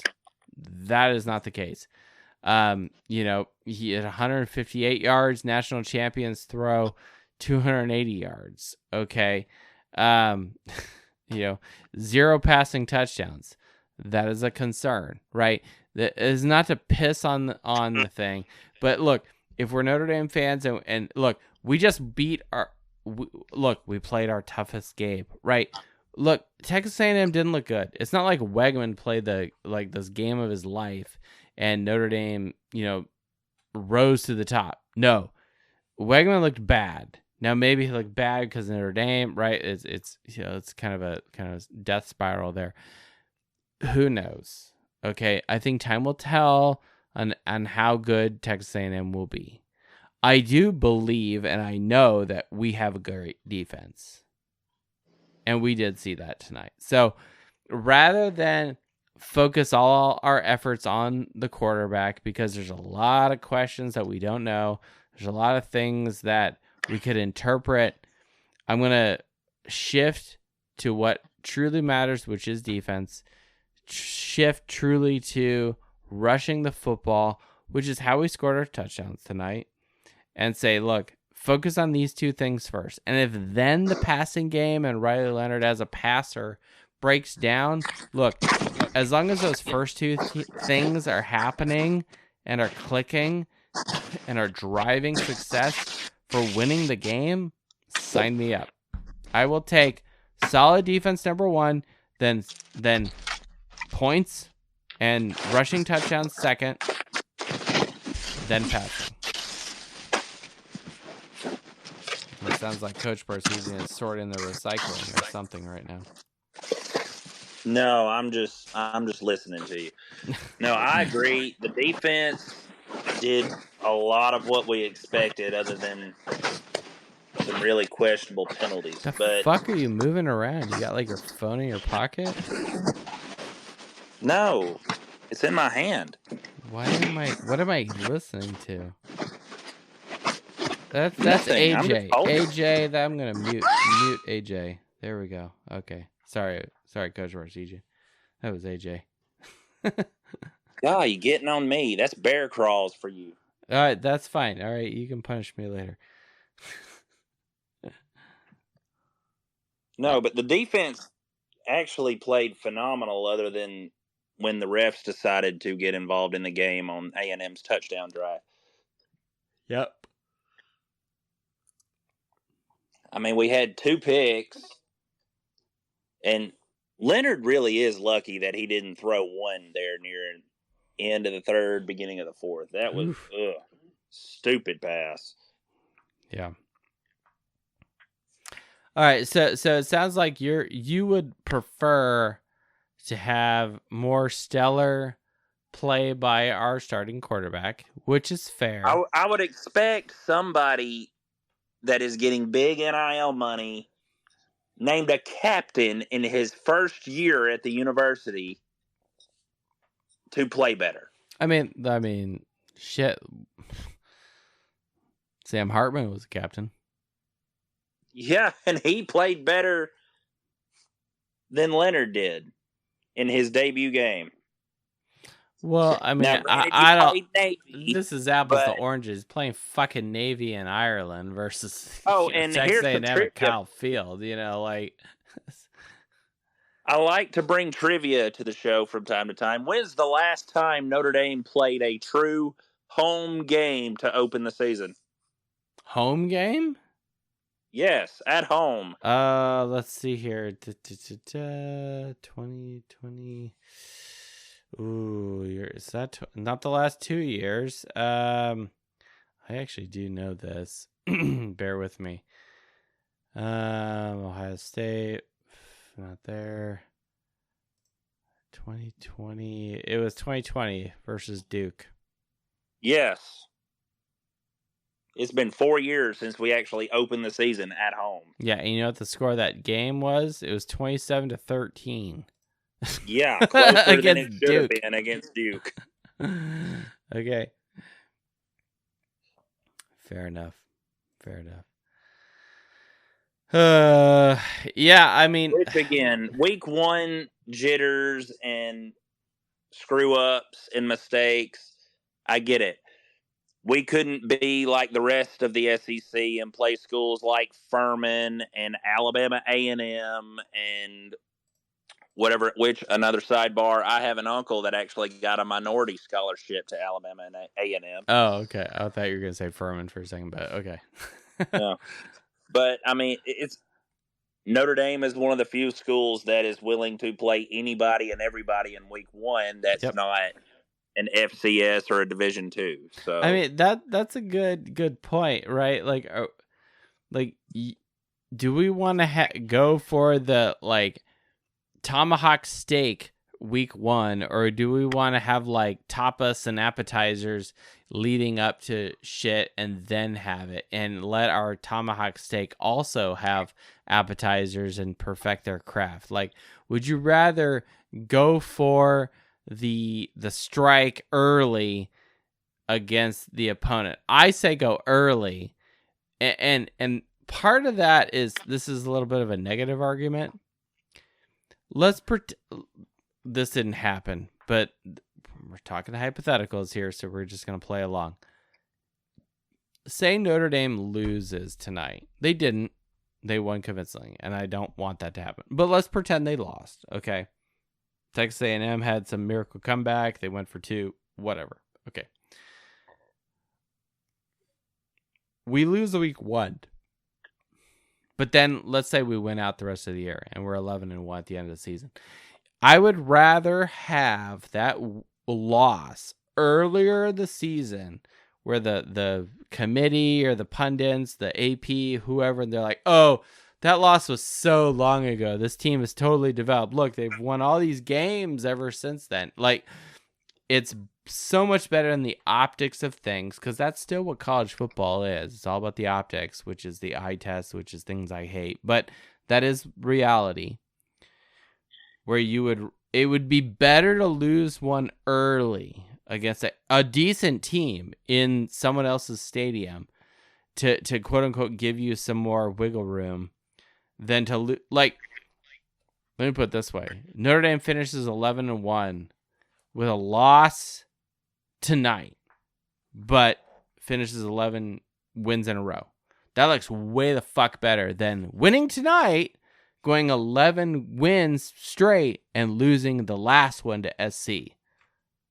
And I'm not trying to jinx anything. I'm just saying, like, those two things are very different realities. And I would rather have the one versus the other. Now, at this point, Notre Dame's looking really good, and we'll see what USC actually looks like tomorrow. Not that I equate Notre Dame's success to USC's success, because I don't. Fuck that team. But it's all about how Notre Dame responds and how Notre Dame performs. But we don't have to worry about that. Notre Dame won tonight, which is exactly what we asked, exactly what we needed, exactly what has to happen. And winning, just win, baby. Just win. So, who do you want tomorrow? Do you want USC to embarrass Brian Kelly? Nope. Or do you want the meteorite to come crashing down in Vegas? Well, I mean, no, because I do like Vegas. It would be fun to go back.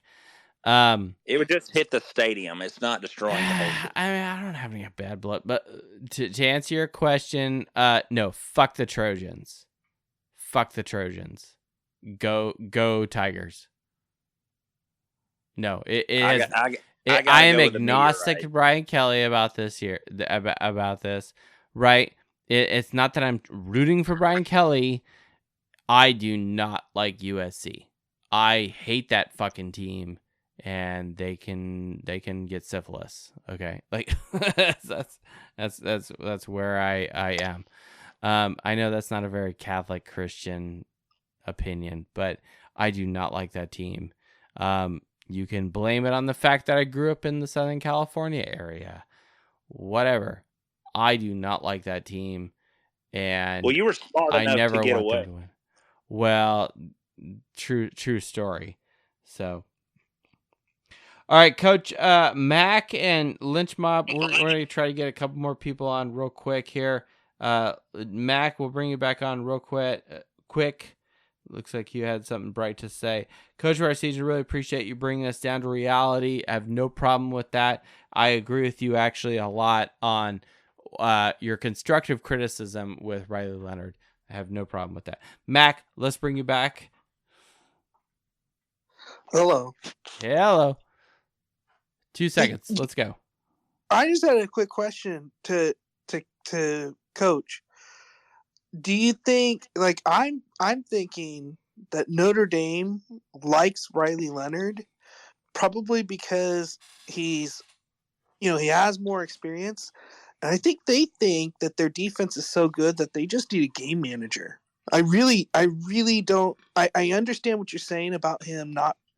He doesn't look explosive. He kind of has his footwork doesn't look great, but he isn't going to make – I think they're confident he's not going to make mistakes where maybe Angeli doesn't have as much game experience. And I think they just don't – I think they think that if we don't make mistakes on offense, that our defense is just going to win us the championship. That's kind of how they looked today, or just the way that they called the game.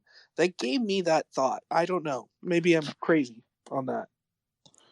Well, the way Angeli managed the bowl game looked pretty immaculate, in my opinion. Yeah, but also, let's be fair. In that bowl game, who was playing in it? Like, Oregon State, or halfway Right, decent defense. But their players, didn't they sit all their players? No. Not on the defensive Not side. on the defense, only on the offense. Not on the defense. Okay. Yeah, no. And we're not trying to gotcha to Mac like that. That is a legit opinion and kind of a general consensus that people have, and it's perfectly valid, but it's also inaccurate because that's not to embarrass you or anything. Like, no, Oregon State's defense was primarily intact in that game, and Jelly picked them apart. Okay, I mean, yeah, I agree with that game. But I would also say that like the energy and the gusto, if I may, of a bowl game in El Paso, the Tony the Tiger Sun Bowl, versus first game of the season at Kyle Field are two very different environments. and that's kind of what my point is. I wonder if that's what they think. Like, if we just get somebody who will be safe and whatever, like, that's my guess. That's which I will say this too. I have never in my life heard ESPN hype Kyle Field and the 12th man and all of that garbage until Notre Dame came to town.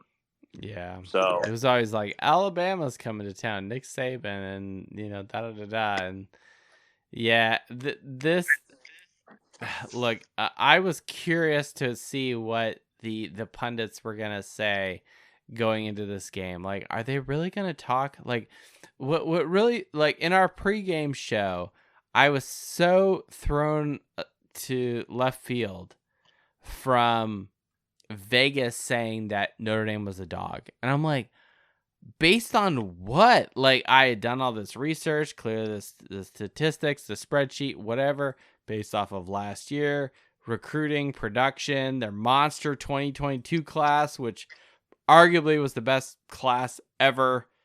Half those guys are gone. All the guys on offense that are, hardly doing jack shit, at least last year. So there's very little momentum going into this year. Their best player was their safety. Look, my point is, everything ESPN said was like, oh, Kyle Field is hard. Oh, it's so loud. Oh, Notre Dame doesn't know what they're getting themselves into. This has nothing to do with actual X's and O's on the field. This is all environment, crowd noise, people waving pom-poms or swinging towels. I don't even know what they're doing, but who cares? Like, well, they only had like one false start. Crowd noise is usually when you have a false start. That's from crowd noise, right? They did not seem too phased. I thought they really actually did handle themselves. I mean, pretty well. Our penalties were not good tonight, but I don't attribute that necessarily to the crowd per se. No, I'm just saying, like, the way ESPN people, Desmond Howard, Nick fucking Saban, or Pat McAfee, whatever, I'm not trying to like throw stones at these guys directly. Well, maybe Desmond Howard, because he's a Notre Dame hater. He only picks Notre Dame when it's really fucking obvious. But I'm not surprised, quite frankly, when I listen to these a-holes. They're like, oh, Texas A&M. Like, look, they work for ESPN. ESPN is there to get ratings and money, period. That's it. They're not there to be objective sports casters looking at facts, data, and calling a game. No, they're there to promote a game and to rile up people. That's what they do. And to promote their product that they're putting out there. Okay, so if they know by promoting Texas A&M, this is a little bit of tinfoil hat shit, but promoting Texas A&M with a new coach and a quarterback that's only played 4 fucking games, period, and no offensive production. Okay, Moss is there and a few other guys, right? Like, but nothing really substantial. It's not like Audric Estime returning or they had Reggie fucking Bush. Like that is not what Texas A&M had coming back. So, all right. Well, it helps Notre Dame. It's even better. It makes it appear like a even better win. Well, no, and I'm with you. Like that's kind of the fun egg on the face. It's like and ESPN typically is not pro Notre Dame, which is fine because, I'd rather have it that way, than them, fluffing our pillow, and then us just, shit in the bed, right? Like that's not happening. We get enough home cooking a little bit with NBC. With our home games, and our home games for the most part, other than that Louisville game coming up in 4 weeks, right? Like that's the real, I think, next test. Yes, I'm overlooking Purdue, fine. But yeah, no, I think Mac, you bring some good points. I think we're gonna jump to Lynch Mob real quick to bring us down, and then we're gonna call it a night. We're almost 2 hours in. It's 1:40 in the morning. We're feeling really good. We're feeling good. Mac, I really appreciate you jumping back. Coach Varsegian, really appreciate you. Lynch Mob, let's bring you to speak. You've requested to speak. What's up, guys? What's up, man? What are your thoughts on this game? What did we miss, or what would you like to reiterate that we've already touched on?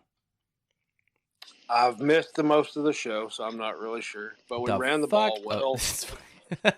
Yeah, once we got running the ball, we ran the ball well.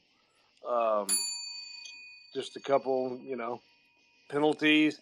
And I think the penalties on the defense, I think that was just a loud environment. And I think, his cadence on the hand clap and then the snap, that was something to get used to. I don't know if that's his typical, count or how he runs the ball, but yeah, who knows what Wegman's got up his sleeve there. I do go back to discipline and some of this other bullshit, but yeah, no, keep going. Yeah, I think overall I think we did good. I think Riley, once he got a little more comfortable in the game, I think he did pretty okay. Now he didn't have stats 150 60 yards passing and probably 60, 65 rushing, so that's not bad. Yeah. I don't know when the last Notre Dame starting quarterback has had 65 yards rushing in the opener, but yeah, I feel that's been a while. Yeah, that is a very particular. It's probably Wimbush, like 2018. Yeah, against was the opener there was Temple. That was Michigan in 2018. 2017 was Temple. Temple. Okay. But both of those were at home, right? So. Right. Yeah, I think overall as a team, to go to Texas A&M, complete weather change, and then just hang in there for 4 quarters. That's pretty impressive to me, I thought. Yes, I'm happy with the win. I am overjoyed. The cup overfloweth, right? Of satisfaction and what really matters. Take the win, and it wasn't like some fluky bullshit win. Like, no, come fourth quarter, come down to that 2-minute drive. Notre Dame clearly looked like the better team. Okay, our defense was rock solid. What it really mattered. Shutting them down. We didn't talk about this earlier, but the scoring drives is something I like looking at. Notre Dame was 42%, 5 of 12 on all their scoring drives. Granted, we're going to throw field goals in there, but 42% on scoring drives. Texas A&M, 25%, 1 out of 4, 3 for 12 technically, and that's huge. Okay, if you're going down the field, it's all it matters is putting points on the board, right?